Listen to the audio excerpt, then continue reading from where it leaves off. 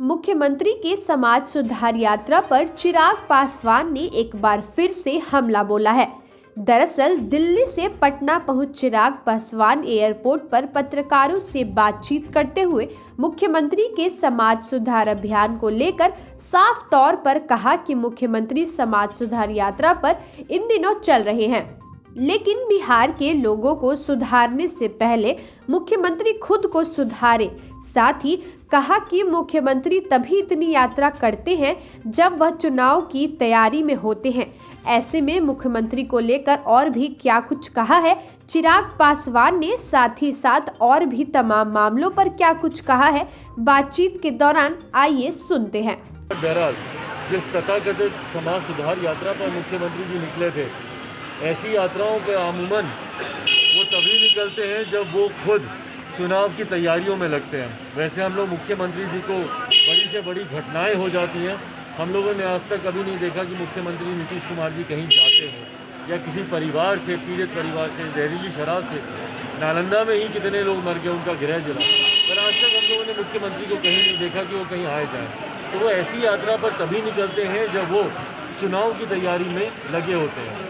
और ये मैं मान के चल रहा हूँ कि मुख्यमंत्री जी कहीं ना कहीं भीतर ही भीतर इस बात को समझ गए कि बिहार में कभी भी सरकार गिर सकती है, और उन्होंने अपने आप को ऑलरेडी वो इलेक्शन मोड में आ गए, चुनाव की तैयारी में वो लग चुके हैं। तो मुकेश सहनी ने जो बयान दिया उसके बाद बीजेपी के कई नेता कह रहे हैं कि चिराग पासवान को एनडीए में लाना चाहिए।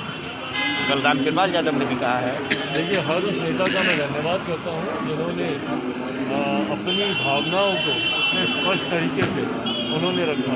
और मैं बार बार इस बात को मैं कहता रहा हूँ और मैं बोल रहा हूँ कि फ़िलहाल मेरे लिए मेरी पार्टी लोक जनशक्ति पार्टी रामविलास को नई मजबूती देना, संगठन के स्तर पर इसको मजबूत करना, पूरी नई प्रदेश कमेटी हम लोग की तैयार हुई है और नए सिरे से हम लोग संगठन के कार्यों में हम लोग लगे हुए। तो अभी आज की तारीख में मेरी पूरी प्राथमिकता पार्टी के विस्तार, संगठन को मजबूत करना। और जैसा मैंने कहा कि गठबंधन की बात तब होगी जब कोई चुनाव आएगा। एमएलसी चुनाव में पार्टी ने पुनः फैसला लिया है कि हम लोग अकेले चुनाव लड़ेंगे।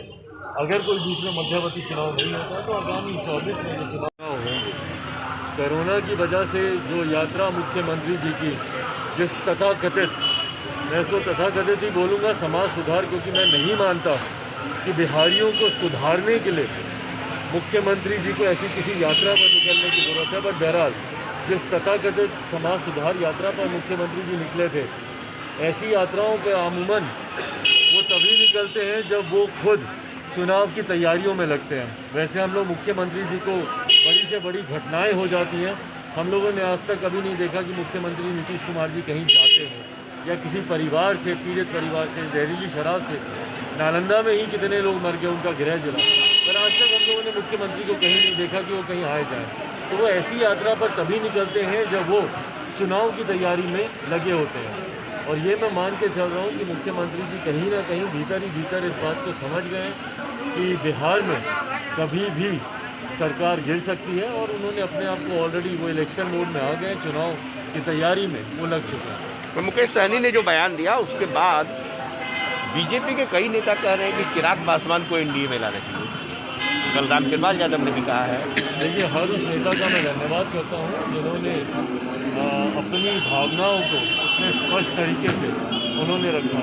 और मैं बार बार इस बात को मैं कहता रहा हूँ और मैं बोल रहा हूँ कि फ़िलहाल मेरे लिए मेरी पार्टी लोक जनशक्ति पार्टी रामविलास को नई मजबूती देना, संगठन के स्तर पर इसको मजबूत करना, पूरी नई प्रदेश कमेटी हम लोग की तैयार हुई है और नए सिरे से हम लोग संगठन के कार्यों में हम लोग लगे हुए। तो अभी आज की तारीख में मेरी पूरी प्राथमिकता पार्टी के विस्तार, संगठन को मजबूत करना।